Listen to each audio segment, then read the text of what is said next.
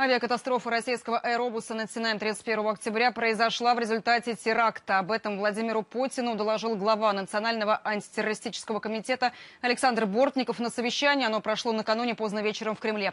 По поручению президента в России будет усилена внутренняя безопасность, а лица, причастные к теракту, должны быть найдены и уничтожены. Проведены исследования личных вещей, багажа и частей самолета, потерпевшего крушение в Египте 31 числа. В результате проведенных экспертиз на всех предметах, о которых я сказал, выявлены следы взрывчатого вещества иностранного производства. По оценке наших специалистов, на борту воздушного судна в полете сработало самодельное взрывное устройство мощностью до 1 килограмма в тротиловом эквиваленте, в результате чего произошло, так сказать, разваливание самолета в воздухе, чем объясняется большой разброс частей фюзеляжа самолета на таком расстоянии.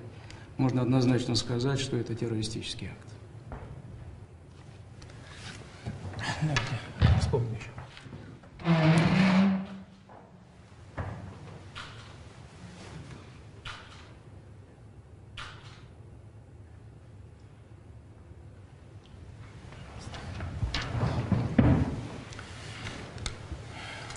Россия не первый раз сталкивается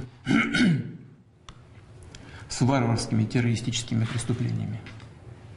Чаще всего без всяких видимых причин, внешних или внутренних.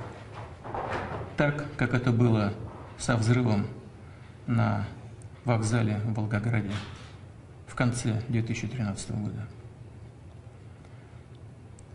Мы никого и ничто не забыли. Убийство наших людей на Синае в числе наиболее кровавых по числу жертв преступлений.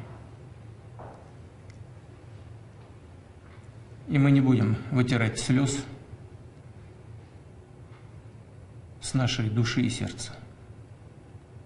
Это останется с нами навсегда. Но это не помешает нам найти и наказать преступников. Мы должны делать это без срока давности, знать их всех поименно. Мы будем искать их везде, где бы они ни прятались. Мы их найдем в любой точке планеты и покараем. При этом мы должны опираться на людей, которые разделяют наши моральные и нравственные ценности, лежащие в основе нашей политики, в данном случае внешней политики и политики безопасности, политики борьбы с терроризмом.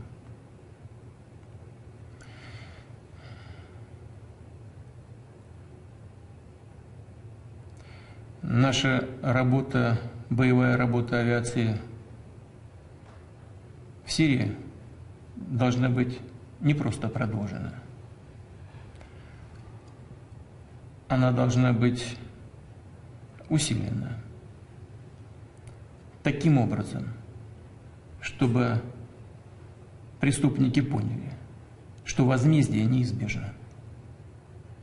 Я прошу Министерство обороны и Генеральный штаб представить соответствующие предложения.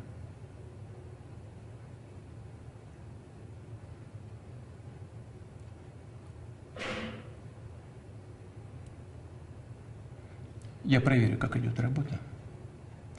Прошу Министерство иностранных дел Российской Федерации обратиться ко всем нашим партнерам. Мы рассчитываем в ходе этой работы, в том числе и по поиску и наказанию преступников, на всех наших друзей. Мы будем действовать в соответствии со статьей 51 Устава Организации Объединенных Наций, предусматривающих право государств на самооборону. Все, кто попытаются оказать содействие преступникам, должны знать, что последствия от попыток такого укрывательства будут лежать полностью на их плечах.